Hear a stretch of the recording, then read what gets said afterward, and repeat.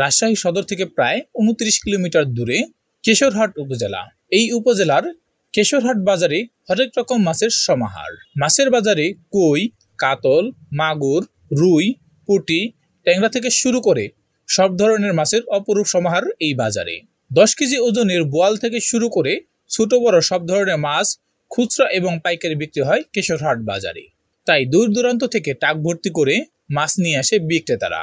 কেশরহাট বাজারে দূর দূরান্ত থেকে বড় বড় পাইকারি ব্যবসায়ীরা এসে মাছ কিনে নিয়ে যায় ঢাকা, চট্টগ্রাম সহ বড় বড় শহরগুলোতে।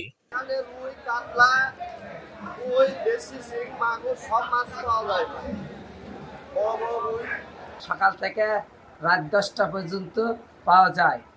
অনেক দূর দূরান্ত থেকে ক্রেতারা আসেন এখানে, সপ্তাহে 2 দিন হাট বসে। অনেক সুন্দর একটা পরিবেশ।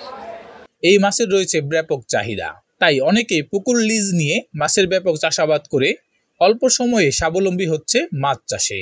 ঠিকভাবে যত্ন নিয়ে মাছ চাষ করলে অল্প সময়ে পুকুরের মাছের ওজন প্রায় 1 কেজি পার হয়ে যায়। এতে দামও পাওয়া যায় ভালো। দূর হচ্ছে বেকারত্ব, ঠিক তেমনি অর্থনৈতিক দিক থেকে লাভবান হচ্ছে ব্যক্তি। মোহাম্মদ গোলাম কিবরিয়া, রাজশাহী জেলা প্রতিনিধি।